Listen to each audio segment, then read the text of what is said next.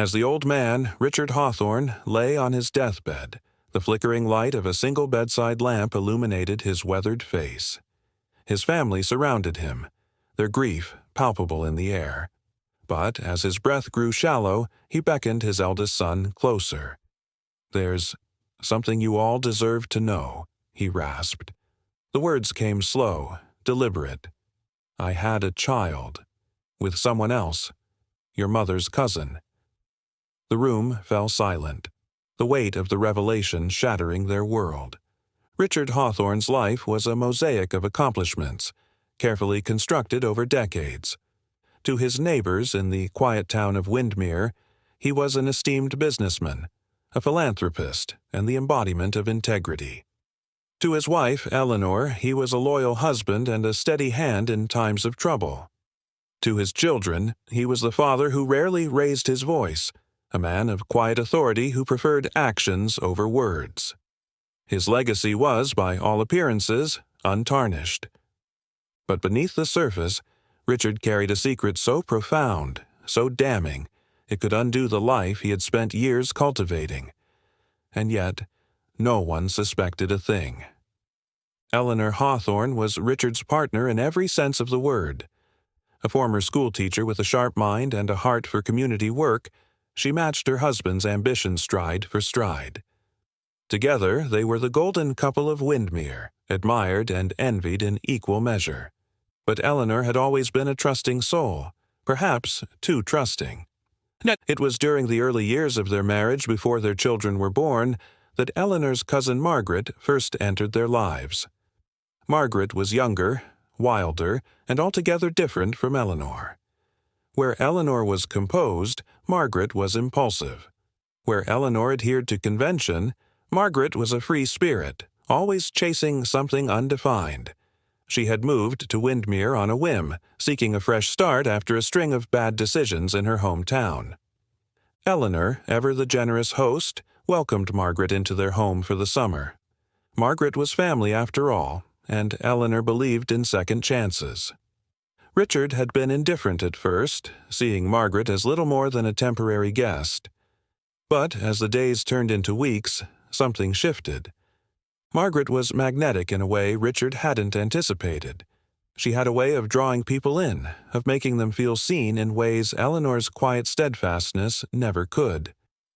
It began innocently enough, shared conversations on the porch while Eleanor was busy inside, stolen moments of laughter over shared jokes. But as the summer stretched on, those moments became harder to ignore. One evening, after Eleanor had retired early with a headache, Richard and Margaret found themselves alone in the sitting room. The conversation had started light, talk of books, local gossip, the usual topics that filled the silence. But then Margaret had leaned in, her voice dropping to a whisper. "You ever feel like there's more to life than this?" she'd asked, her eyes searching his. Richard had felt his chest tighten. It was the kind of question he'd never dared to ask himself. His life was mapped out, predictable, secure. But in that moment, looking into Margaret's eyes, he'd felt a spark of something he hadn't felt in years. Possibility.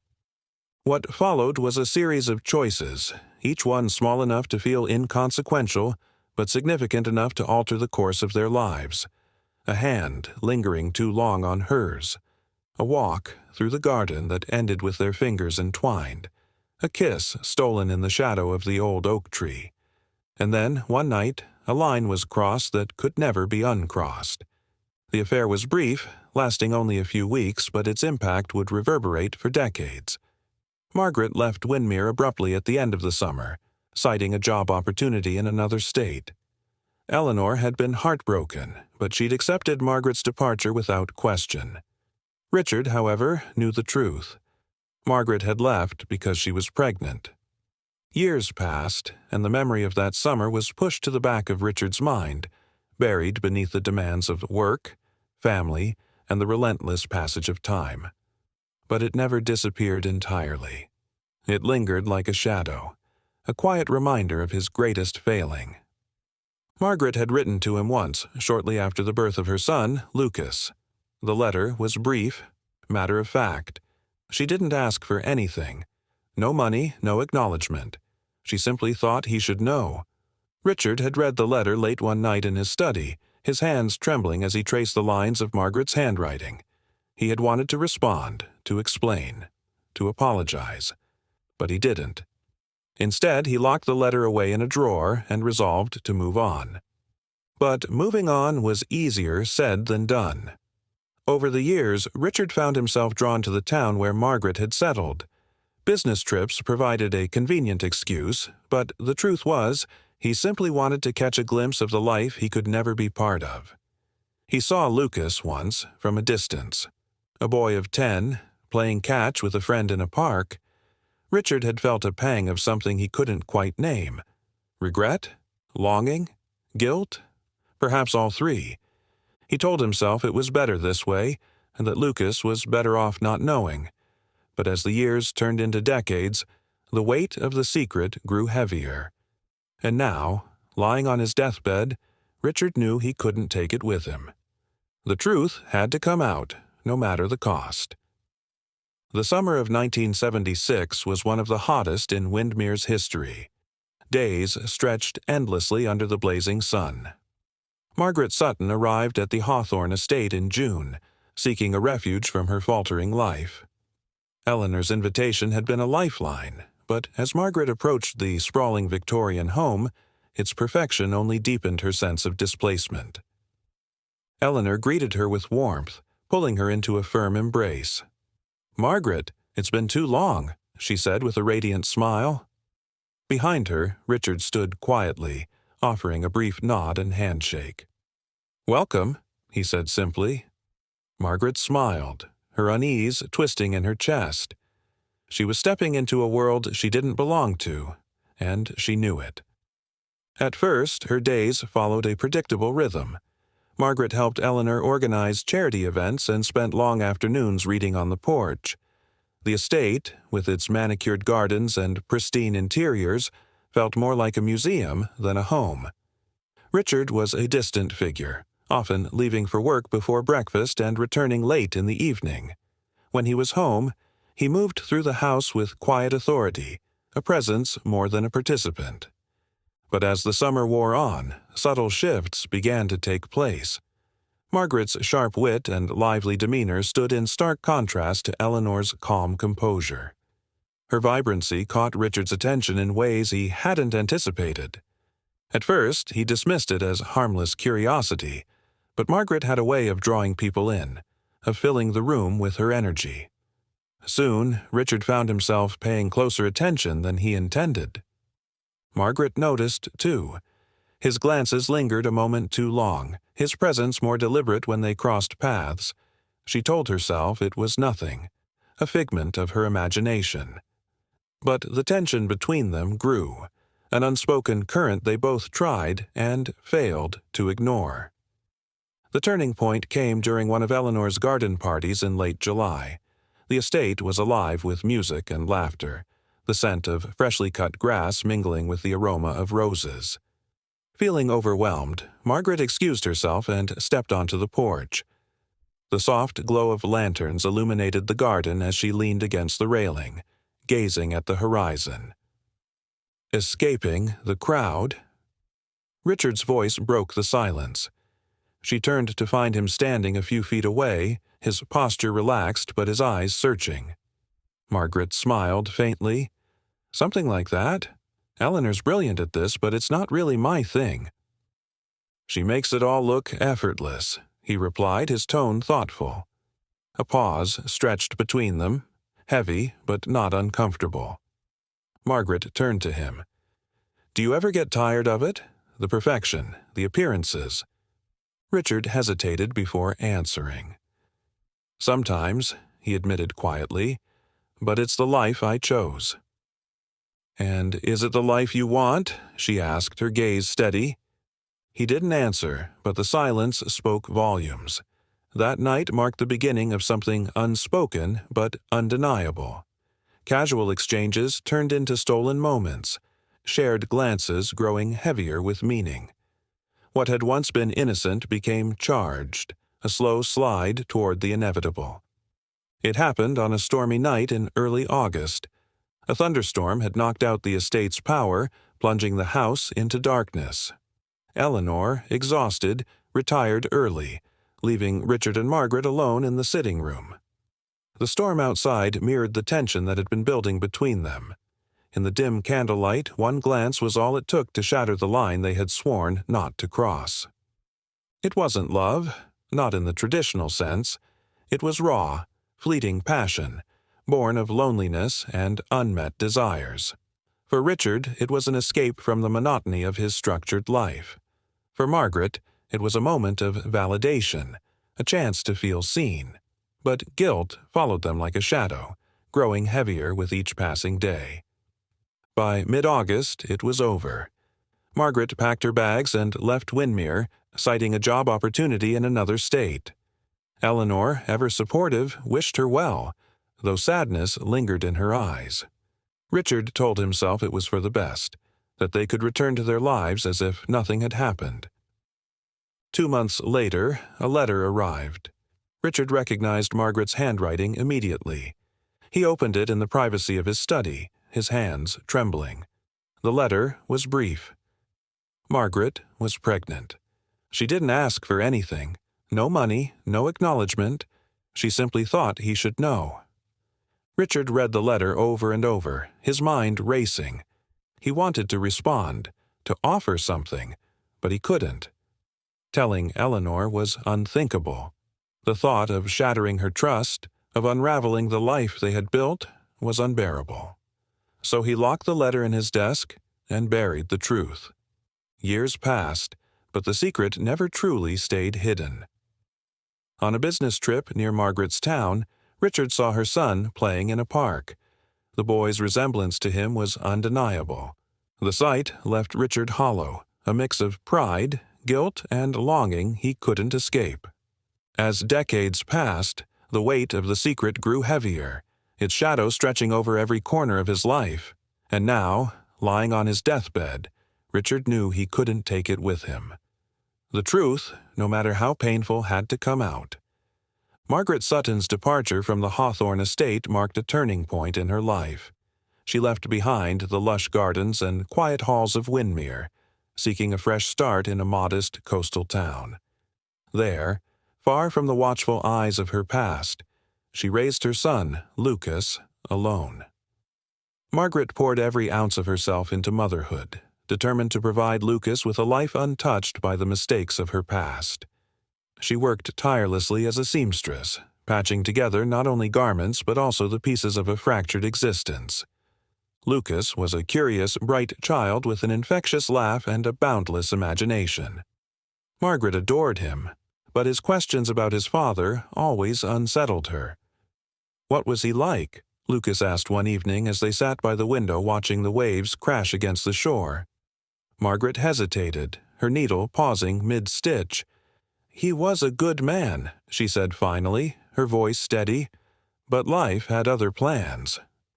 It was a carefully constructed response, vague enough to protect Lucas from the truth, yet heavy with Margaret's private pain. But secrets have a way of leaving traces. Hidden in the back of her closet was a small wooden box containing letters Richard had written to her over the years. Margaret had read each one only once before tucking it away. The letters were filled with guilt and longing, his words carrying the weight of a man torn between his family and his regrets. "Not a day goes by when I don't think of you and Lucas," one letter read. "I have failed you both in ways I can never undo." Margaret never intended for Lucas to find the box, but fate had other plans. It was during his college years, while helping his mother clean out the closet, that Lucas stumbled upon it. At first, he thought it was an old keepsake box, a relic from his mother's past. But when he opened it and saw the letters, his heart raced. The carefully penned words revealed a side of his mother's life he had never known, a life entwined with a man who had remained a ghost in his own.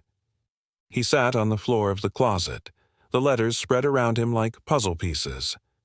Margaret found him there, her face pale as she realized what he had uncovered. you weren't supposed to see those," she said softly, sitting down beside him. Lucas looked up at her, his eyes filled with both hurt and understanding. "Why didn't you tell me?" he asked, his voice trembling. Margaret sighed, her hands trembling slightly as she reached for one of the letters. "I thought I was protecting you," she admitted, "and maybe I was protecting myself too." For the first time, Lucas saw his mother not as the infallible figure who had raised him, but as a woman, flawed, human, and burdened by choices made long before he was born. The letters gave him a glimpse of his father, a man he had spent years imagining but never truly knowing. They painted a picture of regret and love, of a man torn between his responsibilities and his desires. Years later, after Margaret's passing, Lucas found himself standing outside a hospital in Windermere. The crisp autumn air was filled with the scent of fallen leaves, and his hands trembled as he gripped the handles of the door. He had spent months tracking down Richard, following the breadcrumbs left behind in the letters. His mother's final words echoed in his mind. "If you ever meet him, don't let anger be the only thing you bring to the conversation." The sterile hallway felt both foreign and suffocating as Lucas approached the room. Pushing open the door, he saw Richard lying frail and pale against the hospital bed. The years had not been kind to him. His once strong frame was now withered, his eyes sunken but still alert. As their eyes met, a silence fell between them, heavy with decades of unspoken words. "Lucas," Richard rasped, his voice barely audible. "You're here." Lucas nodded, his emotions warring within him. "I found the letters," he said, his voice steady despite the turmoil inside. "I know." Tears welled in Richard's eyes as he struggled to sit up. "I wanted to do right by you," he said, his voice trembling. "But I didn't know how." Lucas took a deep breath, his mother's words grounding him. "You had decades to figure it out," he replied, his tone not unkind but firm. "But I'm here now. That has to count for something." For hours they talked, piecing together fragments of a life they had both missed. Richard apologized repeatedly, his voice breaking as he expressed regret for his absence, his cowardice, and the choices that had left Lucas without a father. Lucas, despite the pain and anger simmering beneath the surface, found it within himself to listen, to forgive, not for Richard's sake, but for his own. As the night wore on, Richard's strength waned. Lucas stayed by his side, holding his hand as the weight of their shared history began to lift. Richard's final words were barely a whisper. "I'm sorry. For everything." When Richard passed, Lucas walked out into the cool night air. He looked up at the stars, his heart heavy but unburdened. The truth had come to light, and while it didn't erase the pain, it offered something Lucas had never thought possible. Closure. The news of Richard Hawthorne's death swept through Windermere quietly but left deep ripples within his family. To the townsfolk, Richard had been a pillar of the community, a respected businessman and a devoted family man. But inside the Hawthorne estate, the reality was far more complex. His deathbed confession of a love child with Eleanor's cousin Margaret fractured the family's image and left them grappling with a legacy of betrayal. Eleanor, once the embodiment of composure, now found herself drowning in uncertainty. She had spent decades believing in Richard, trusting him implicitly, but the revelation cast a shadow over their marriage. In the quiet of her study, she combed through old photos, searching for signs she had overlooked. The betrayal felt like a wound that refused to heal. Their children, Andrew and Clara, reacted differently. Andrew, pragmatic to a fault, approached the situation with measured detachment. "It's over now," he told Eleanor. "There's no use digging up what's done." Clara, however, was devastated. "How could he do this to us?" she cried. "How could he lie for so long?" Eleanor wanted to defend Richard, to explain that people are complicated and that love often coexists with mistakes, but even she couldn't reconcile the man she knew with the secrets he had kept. Lucas's arrival added another layer to the turmoil. Having stayed in Windermere briefly to assist with arrangements, he tried to process his father's final words. But his presence served as a painful reminder of Richard's infidelity. Eleanor avoided him, unsure how to face the living proof of her husband's betrayal. Clara broke the silence first during a tense family dinner. "So," she said sharply, looking directly at Lucas, "what's it like, finding out you're part of this?" Andrew shot her a warning glance, but Lucas remained calm. "It's confusing," he admitted, "but I'm not here to cause trouble. I just wanted to understand who he was." Clara's tone softened. "He was a good father," she said quietly. "At least to us." Lucas nodded. "I believe that, and I'm not here to take anything away from you. I just needed to know the truth." Eleanor watched silently, torn between the pain in Clara's voice and the quiet resilience Lucas displayed. She began to see Richard's complexity mirrored in the family he had left behind, fractured, but undeniably connected. One afternoon, Eleanor found Lucas in Richard's study, running his fingers over the spines of leather-bound books. "He loved this room," she said, startling him. "It was his sanctuary." Lucas turned, his expression contemplative. "It feels like him," he said. "I can see why he liked it." Eleanor hesitated before stepping further inside. "I don't know how to make sense of all this," she admitted, "or what to say to you." Lucas smiled faintly. "You don't have to," he replied. "I'm not looking for answers. I just wanted to understand him, even if it's too late." They talked for hours, sharing stories of Richard from their respective perspectives. Eleanor spoke of their early years together, of the man she had loved and trusted, while Lucas recounted the fragments of his father he had pieced together from letters and fleeting moments. It was a conversation neither had expected, but one that brought them both a semblance of closure. Over time, the family began to see Lucas not as an outsider, but as a reflection of Richard, complicated yet deeply human. Clara, though initially resistant, began to soften as she saw Lucas's genuine desire to connect without disrupting. Andrew remained stoic, but offered moments of quiet acknowledgement, his own way of extending an olive branch. As Lucas prepared to leave Windermere, Eleanor approached him with a small box in her hands. "These were his," she said. "I think he would have wanted you to have them." Inside were mementos, an old watch, a set of cufflinks, and a letter addressed to Lucas in Richard's handwriting.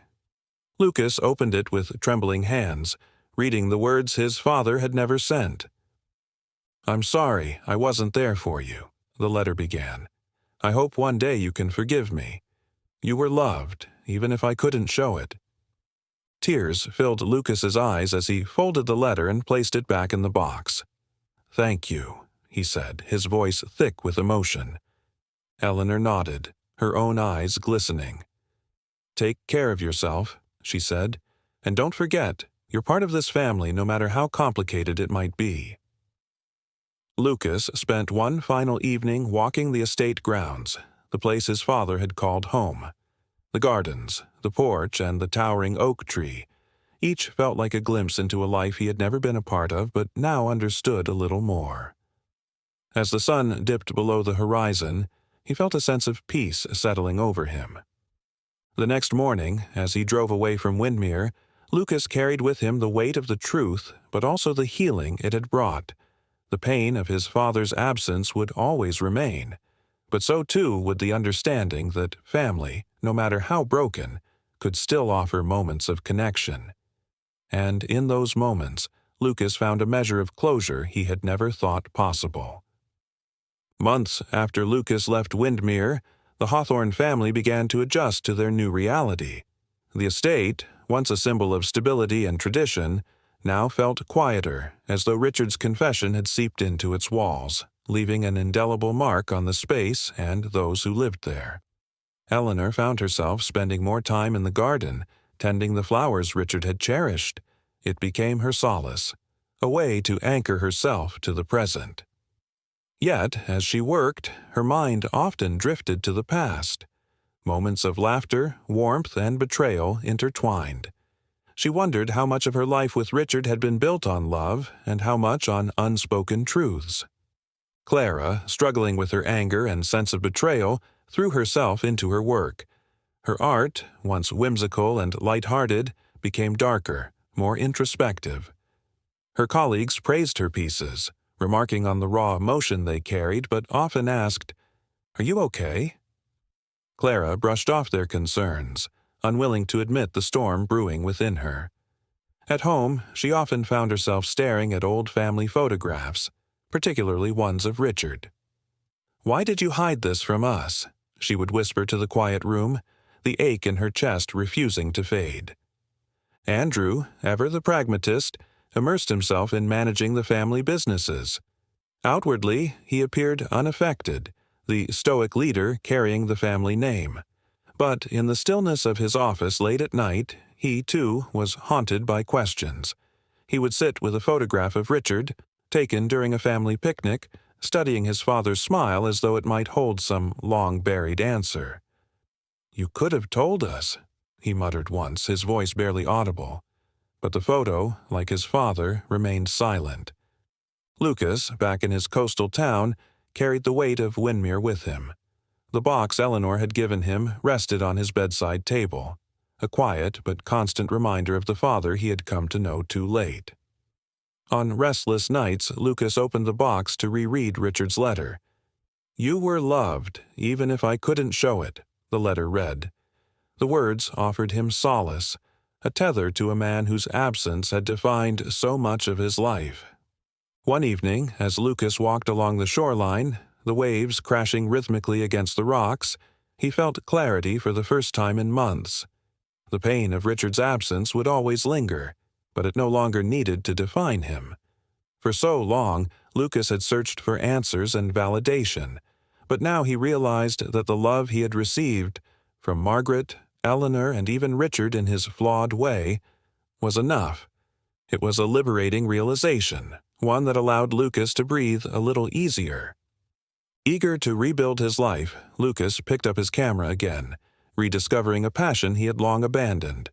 Through his lens, he captured moments of quiet beauty, sunlight filtering through trees, the waves' gentle embrace of the shore, and fleeting expressions of strangers lost in thought. His photographs began to gain attention in his town, leading to small exhibits. Photography became more than a creative outlet for Lucas. It was a way to reclaim his identity and embrace the world anew. In Windermere, the Hawthorne family also began to heal, though the process was slow and uneven. Clara and Andrew, despite their differences, found moments of connection in shared memories of Richard. One evening, as they sorted through family albums, they came across a photo of Richard and Margaret together at a family gathering. Clara stared at the image for a long time before speaking. "Do you think she loved him?" she asked softly. Andrew hesitated before responding. "Probably," he said. "But love doesn't make everything right." Eleanor, listening from the doorway, stepped into the room. "It doesn't," she agreed, her voice steady but gentle. "But love complicates things. It's messy, and sometimes it hurts." Clara looked up at her mother, her expression softening. "Do you think he stopped loving you?" she asked, her voice barely above a whisper. Eleanor moved to sit beside her daughter, placing a comforting hand on her shoulder. "No," she said. "I think he loved me the best way he could. But love isn't simple. Sometimes people love more than one person, and that doesn't make it easier. It's just the way things are." The conversation marked a turning point for the family. Though the pain of Richard's betrayal lingered, it became something they could talk about, something they could face together. Over time, the weight of his secret began to lift, replaced by a growing sense of understanding, not just of Richard, but of themselves and the complexities of love and forgiveness. Lucas and Eleanor kept in touch through letters and phone calls, sharing stories of Richard and the family. For Lucas, these conversations offered glimpses of the man he had spent so long searching for. For Eleanor, they became a way to reconcile the love and betrayal that had shaped her marriage. Each call felt like a step forward, a way to build something new from the fragments left behind. As the first anniversary of Richard's death approached, Eleanor invited Lucas back to Windermere. "It would be good for all of us," she said over the phone, "to remember him, not just his mistakes, but the good things too." Lucas hesitated, unsure how he would feel returning to the estate. But as he looked at the small box on his bedside table, he realized he wanted to go, not just for Richard, but for himself, for the chance to continue building the connections that had begun to take root. When Lucas arrived in Windermere, the air felt lighter than it had during his first visit. The family gathered in the garden, surrounded by the vibrant flowers Richard had once nurtured. Together, they shared stories, laughed, cried, and, for the first time, felt the beginnings of peace. For Lucas, standing among the blooms, the moment was bittersweet but cathartic. He realized that family, though imperfect and complicated, could still offer moments of connection and grace. And in those moments, Lucas found closure, not just with Richard's memory, but with himself. The year following Lucas's return to Windermere marked a profound transformation for the Hawthorne family. Richard's confession, while deeply painful, became less of a wound and more of a thread woven into the fabric of their shared history. The estate, which once symbolized unyielding stability, now bore a softer resilience, a testament to the family's ability to endure and grow. Eleanor's days in the garden took on a deeper meaning. The flowers Richard had once nurtured flourished under her care, blooming brighter each season. For Eleanor, the garden became more than a sanctuary. It became a reflection of her own journey. Each vibrant bloom was a reminder that life could endure and thrive, even after upheaval. As she worked, she often thought of Richard, not just his flaws or mistakes, but the love they had shared and the family they had built together. Lucas and Eleanor's correspondence became a steady rhythm in both their lives. Their letters, once hesitant and reserved, evolved into heartfelt exchanges filled with honesty and vulnerability. Eleanor shared stories of Richard, the man he was before his mistakes, his joys, and his regrets. Lucas, in turn, shared his own struggles, his rediscovery of photography, and the unexpected peace he had found in Windermere. Their bond, though unconventional, grew into a source of strength for them both. Clara and Andrew, though less expressive in their emotions, found their own paths to healing. Clara's art began to reflect her changing perspective.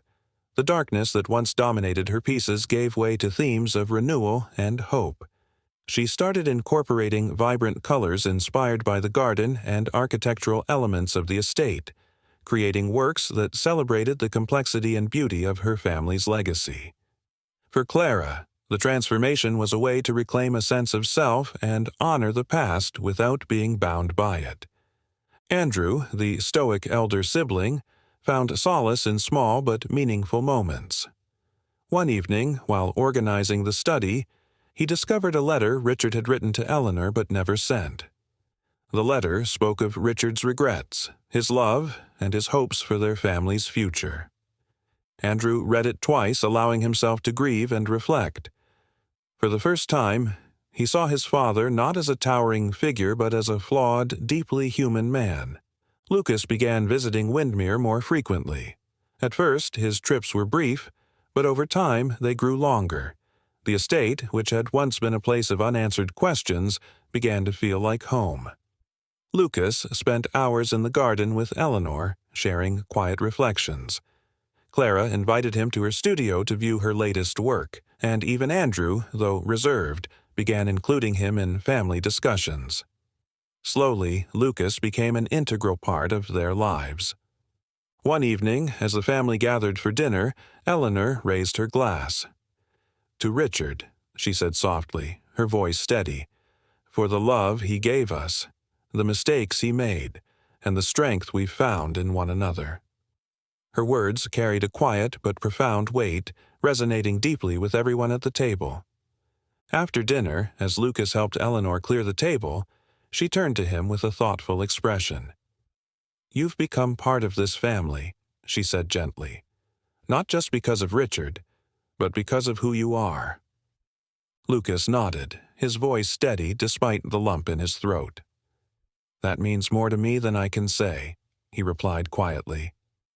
Over the months and years that followed, the Hawthorne family grew closer. The estate, once shrouded in secrets, became a symbol of forgiveness and resilience. Lucas's photography flourished, gaining recognition far beyond his small coastal town. Yet, no matter how far his work took him, he always returned to Windermere, to the family that had embraced him with open arms. On a crisp autumn morning, the family gathered in the garden to celebrate Eleanor's birthday. Lucas found himself standing beneath the towering oak tree Richard had planted decades earlier. The tree, with its sprawling branches and deep roots, seemed to embody everything Lucas had come to understand about family: its imperfections, its resilience, and its ability to grow even in adversity. Eleanor joined him under the tree, her gaze thoughtful. "He would have been proud of you," she said softly, her voice warm. Lucas turned to her, a small smile forming on his face. "Of all of us," he replied. "He would have been proud of all of us." As the wind rustled through the leaves, carrying the faint scent of blooming flowers, Lucas felt a profound sense of peace. For the first time, he wasn't searching for answers, for validation, or for belonging. He had found it here in Windermere, among the people who had become his family. And in that moment, beneath the oak tree that had witnessed so much of their history, Lucas understood a simple truth. While the past could not be changed, it could be honored. And from it, something new, something beautiful, could always grow.